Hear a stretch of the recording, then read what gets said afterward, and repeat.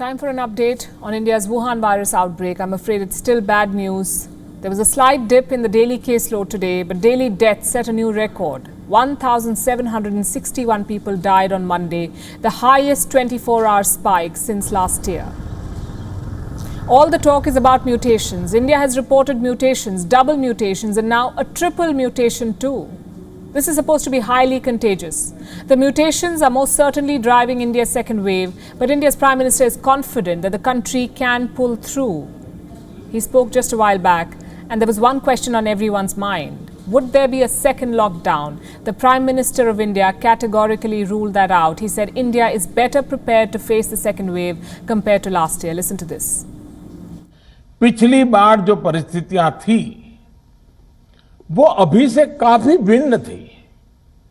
तब हमारे पास इस वैश्विक महामारी से लड़ने के लिए कोरोना स्पेसिफिक मेडिकल इंफ्रास्ट्रक्चर नहीं था, लेकिन बहुत ही कम समय में हमने इन चीजों में सुधार किया। आज हमारे डॉक्टरों ने कोरोना के इलाज की बहुत ही अच्छी एक्सपर्टीज हासिल कर ली है। वो ज्यादा से ज्यादा जीवन बचा रहे हैं। आज हमारे पास बड़ी मात्रा में पीपीई किट्स हैं, लैब्स का बड़ा नेटवर्क है और हम लोग टेस्टिंग की सुविधा को निरंतर बढ़ा रहे हैं। Meanwhile, countries around the world have started halting travel from India. The first advisory came from the US Center for Disease Control and Prevention, the CDC.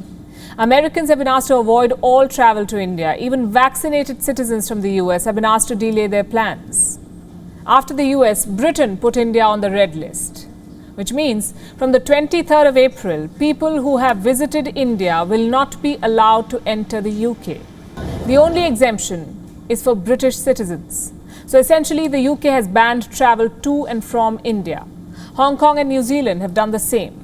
And it's not India's caseload that is scaring these countries, it is the mutations. Will the vaccines work against mutants? Will the efficacy come down? These are some of the big worries. Now, as a general rule, the vaccines will continue to work, but their efficacy rates could fall. The double mutation in India could make it harder for vaccines to create antibodies. But this is not an excuse to not take one. Even against the mutants, vaccines will offer you some level of protection. Both Covishield and Covaxin were impressive in fighting off variants, but they are untested against the double mutation. Same for Sputnik V. The Russian vaccine maker says it is equally effective against the original virus and the variants. The only empirical evidence we have is for Pfizer. Israel has studied Pfizer's effect on the double mutation. And here's what they found. The jab is at least partially effective. So the double mutation does not make vaccines completely useless. At the same time, they will not be as efficient. Why does this happen? You see, vaccines teach our body to recognize something called a spike protein. The shape of a virus, you could say. It's the outer coating of the virus. But when the virus mutates, this spike protein changes. And that makes it difficult for your body to identify the virus. Difficult, not impossible, which is why vaccines are less effective, not useless. So how do we overcome this? By updating our vaccines. It might sound challenging, but it's actually pretty common. Flu vaccines, for example, are updated every season. The idea is to stay one step ahead of the virus. But simply updating the vaccine is not going to be enough. That updated vaccine will have to be transported and administered to people. And this is where India's biggest challenge lies. From the 1st of May, Indians aged 18 plus will be eligible for jabs. That's an additional 500 million people. Do we have enough shots for all of these people? The simple answer is no. India needs at least 10 million doses per day. That's the ideal situation, 10 million per day. India is producing less than half of that number. Vaccine makers are struggling to expand capacity in India, and now they have a new worry, lack of raw materials. You see, India sources a large part of its vaccine raw materials from the US, but the White House has curbed these exports. It wants to retain raw materials for its own use, for America's own use. And America's vaccine nationalism is hurting India's rollout. The second problem is this: vaccine wastage. Look at the data on your screen. Until the 11th of April, 100 million doses were rolled out in India. Of these, 4.4 million were wasted. And this is simply not acceptable. With 4.4 million doses, around 2 million people could have been vaccinated. This indicates a lack of planning. Doses have to be tallied with local population. Doctors must oversee the inoculation process to avoid wastage. But what about the government? It must strike a delicate balance between vaccination and treatment.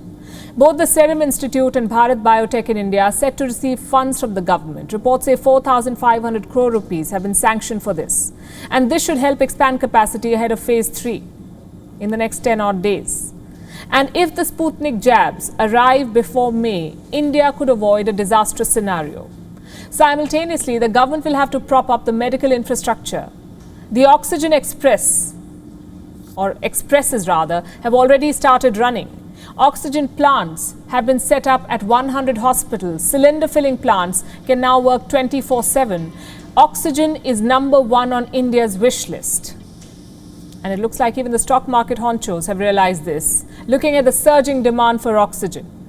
They rushed to scoop up shares of Bombay Oxygen, that's a company. Its shares soared 133%.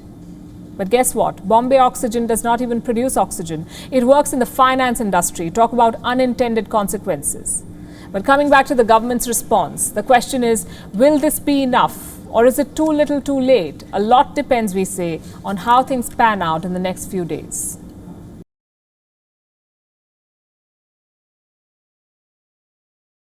WION is now available in your country. Download the app now and get all the news on the move.